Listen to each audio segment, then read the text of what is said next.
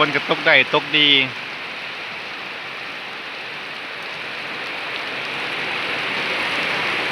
เสียบอกคนงามเสียบอจ้ามาพี่น้องกินข้าวแรงบ่ข้าวแรงน้ำกันบ่ข้าวแรงหรือข้าวสวยนี่ข้าวแรง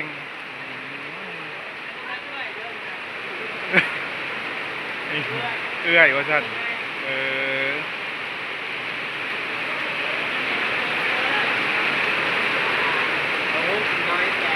อีมไอลีกินกระปุ่น3 จับไหม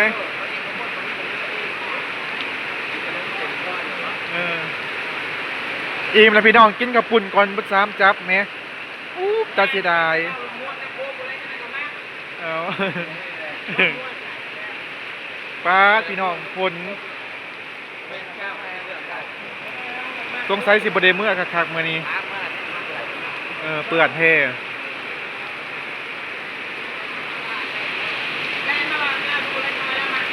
เอาเนี่ย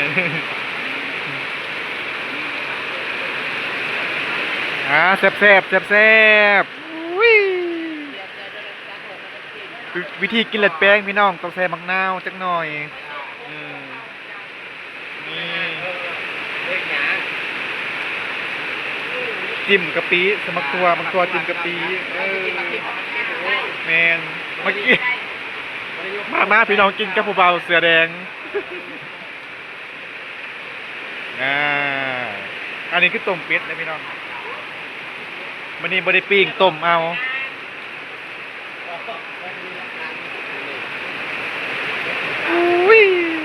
เข้ากับบรรยากาศขนาดไหมฝนตกลิ้นกันลิ้นแห้งลิ้นโผล่ลิ้นโพ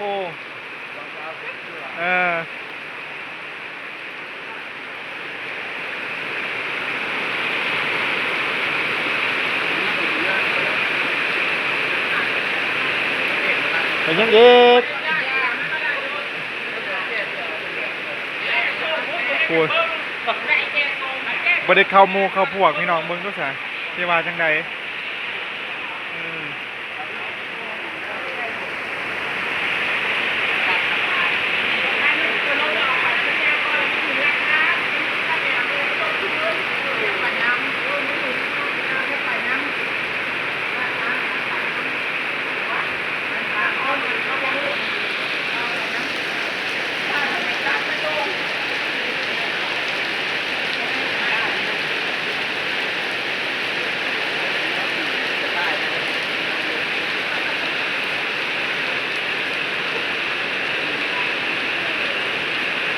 แฮนแฮนลงไปแฮนลงไป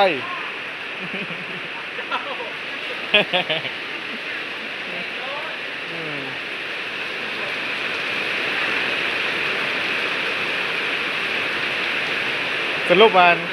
ต้มนะเบิดก่อนนั้นตาเป็ดไหมอันนี้กับบริกินหน่อยเดียวเพิ่นบ่กินเลือดพี่น้องปกติเพิ่นกินเลือดสดๆเลยปกติเพิ่นบ่ได้กลัวแม่นกินเป็นโตเลยพี่น้อง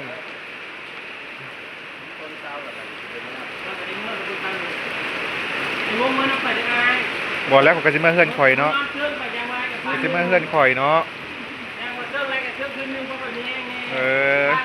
อย่าเจ้าใจขาดแม่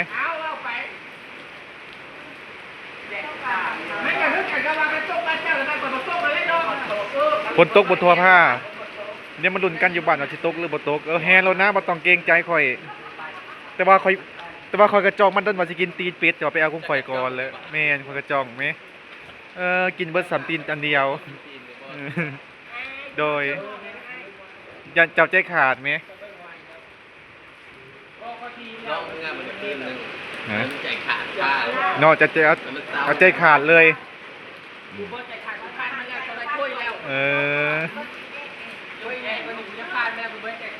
แบบบอกแบบมโนมาเองเนาะ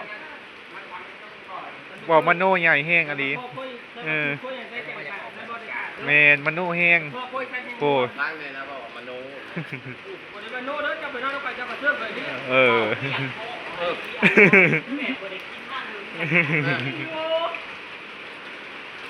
มันได้กินแต่เฮ็ดกินแต่เฮ็ดเนาะเขาแต่ปลาเฮ็ด ก็มักแต่ว่าโคตรห้ามธรรมดาแต่ในเทียมแล้วจะกินคนจะพอ เอ้ย แค่แล้วว่าแค่คุณแม่ของเบอร์ที่ได้ผ่านเรื่องในสิ่งงาม เอาเป็นก็ว่าเห็นมีไงเจี๊ยบอีกล่ะ พี่ดีประหยัดเครื่องนี้ได้ อุ๊กอังเอ้าได้เนาะ มีเครื่องต่อในการไปดูก็เลย ซ้ายมือเรียกก็ได้ได้ เดี๋ยวว่าในวินาทีนี้ผู้ต้องเอาให้ได้อีกนะ โทรศัพท์ก็ได้นะ โทรศัพท์ข่อย มันติวๆมันมีสัญญาณอยู่นะ ไอ้นั่นก็สักโคกูเด้อ เออ เออ แบบอ้าวใส่มันนั่ง นั่นก็สักโคกูเด้อจ่ายเด้อ อืม ใกล้เห็นอย่างคน 5 โมงกว่าแล้วพี่น้องฝนยังตกบ่เซาเลยอุ้ยตกได้ตกดีอ่ะกินกินว่าอายุสำคัญนะพี่น้องบ่แม่นเด้อเพิ่นอยู่หลายกว่าเพิ่นเฒ่ากว่าประวงอีกเด้อเออเออ เล่นเล่นเน่าเลย เออเอากินอ้ายกินอ้ายกิน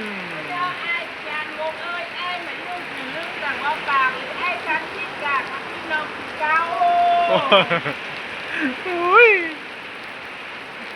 มาพอจีตุยมีแต่ความเฮฮาเลยพี่น้อง มีแต่เสียงหัวเออเจ้าเคยเศร้าอยู่บ่เจ้าเคยเศร้าอยู่เคยมีทุกข์อยู่บ่ก็เปียกกันเนาะ เสียงได้นั่งย้อนเด้อนี่มันไปได้โอ้ย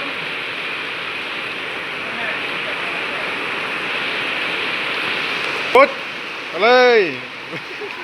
เอ้ยมันจะแสบขนาดทากิน นั่งนี่เป็นไม่ห้างก่อนไม่ไล่ขวดอีกขวดหันไปบ้างที่ยังเป็นไม่ห้าง เอ้ยเอากินเฮ็ด ไอ้เจนโลกเอ้ยนั่งนี่เป็นแม่หีบ่เหยอะโพจังตานั่งขึ้นไปหาบอลเจนดามาที่จะหีต้น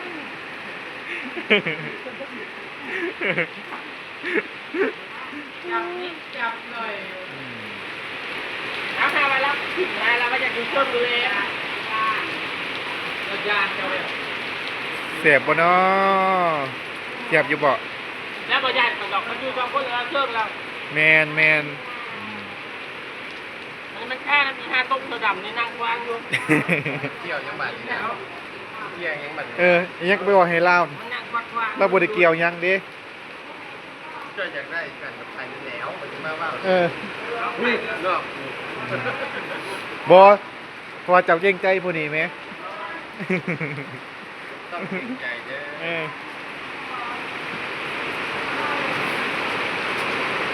โอ้ฝนกับฝนตกกับตกคักตกแน่ตกกับตกตอนค่ำก็บ่ตกแต่ก็บ่ตกตอนเช้าแหม พวกรถใหญ่พวกในเมื่อเลยมันไปนอนน้ำข่อยเด้อ บ่เฮือนกะหกกระดอกกระเดี่ยแม่เขายันงู แรกมันเครื่องแล้ว บ่เฮือนก็บ่กวาดจักดี มันจะเมื่อไปกับปวด เออเพื่อนมันหกเพื่อนบ่กวาดแหม เงินโทร เออ นี่ได้เขาเอาคอนเจเลย แม่นบ่ พวกได้ถุงนอนมาติดอยู่ เออ มาลากขึ้นแล้ว เออเข้าบรรยากาศไหม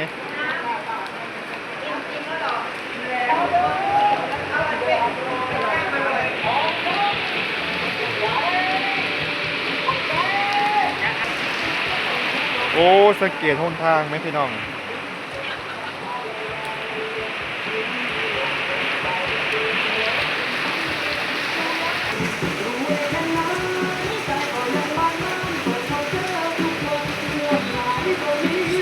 แสบบ่ครับพี่เปิ้ลแสบบ่ครับต้มเป็ดใช้โอเอซีเอาบ่ได้ใส่เอาจากอารมณ์ดีเนาะเออ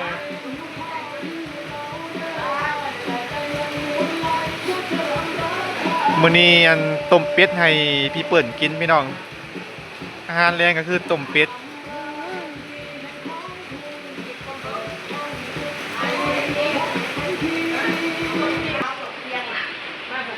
หากินโดย มักต้นเย็นอยู่บ้า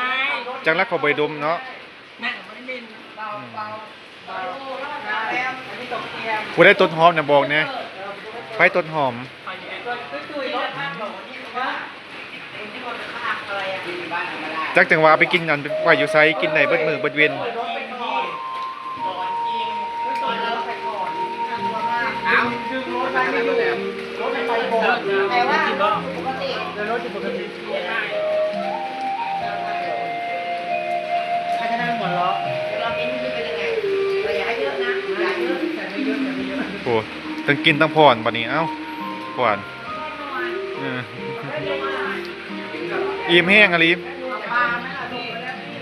ปลาไหมล่ะพวกนี้มีเรากินแล้วอ่ะ กินแกงเห็ดครับ เอาต้มยำปลานะครับกินน้ำเนื้อครับเอาปลาดิปลาต้มเลือดตะไคร้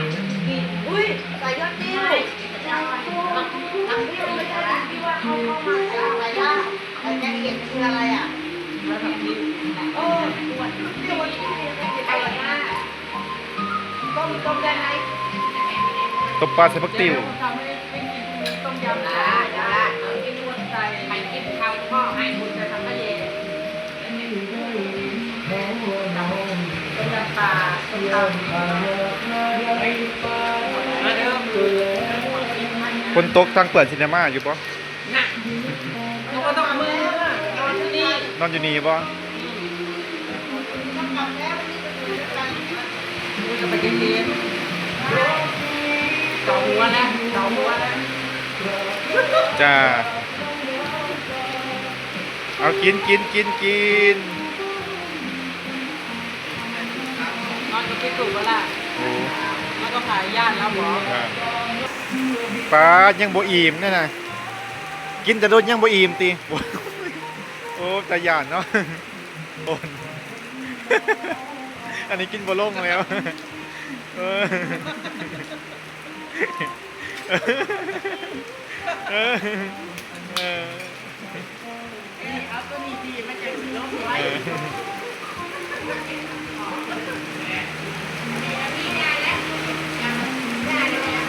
โอ้ยเอาโอ้ยเอาเอาโอ้ยเป็นตาหยาดเนาะเออไปไปไปไปกลับกลับกลับกลับบายบายบายบายว้าวว้าวว้าวเออประหยัดโพดเอาไปเป็นลูกเคยได้อยู่ดิ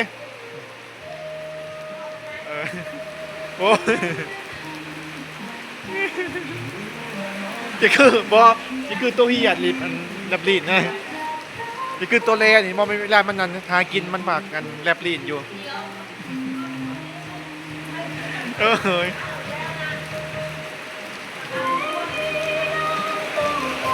สรุปสิได้เมื่อว่ามันคือมืดร้ายแต่ผมพี่น้องมืดพ้นนะโอ้ยอีหยังกระบอกเป็นใจ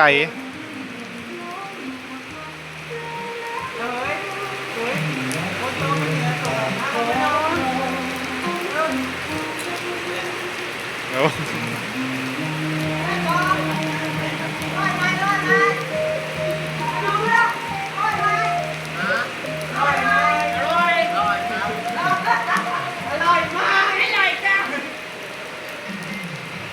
ไข่เป็ดออกมานั่นนั่นเออขนาดเนาะมาฮอนเทือนแหละพี่น้องกับบดึกเด้ทุ่มนิดๆพี่น้องเพราะว่าฝนน่ะมันตกแต่บ้านเจซีกายบ้านอำมาลามาแป๊บเดียวบ่มีฝนแล้วพี่น้องอยู่ปากซองก็บ่มีคือเก่าพี่น้องอยู่บ้านนี่ก็บ่มีฝนตกแต่อยู่บ้านเจซีฝนตกบ่ทั่วภาคคือว่าอลีพี่น้องอบอุ่นพี่น้องอบอุ่นใจเพราะว่าหยังพี่ๆเพิ่นก็ใจดีกับหมอวงพี่น้องเบิดทุกผู้ทุกคนเพิ่นใจดีเพิ่นอบอุ่นอะไรพี่น้องไปเท่าใดก็มีความสุขเท่านั้นพี่น้อง อาจสิมีบางคำอาจสิมีบางคำเว้ากิริยาท่าทางคำเว้าอาจสิบ่บ่สมควรบ่สมมาพากควรก็บ่วงก็ต้องขอกราบขออภัยหลายๆพี่น้องบางทีมันก็เผลอหลุดออกไปเฮาก็บ่ได้ตั้งใจเนาะพี่น้อง โอเคพี่น้องมาฮอดนี้บ่าวงสิได้จบคลิปไว้เพียงเท่านี้สุดท้ายนี้บ่าวงต้องขอขอบคุณขอบใจ FC หลายๆที่เข้ามาติดตามที่เข้ามาคอมเมนต์กดไลค์กดแชร์เข้ามาเป็นกำลังใจให้บ่าวงเดี๋ยวพอกันใหม่ EP หน้าพี่น้องสบายดี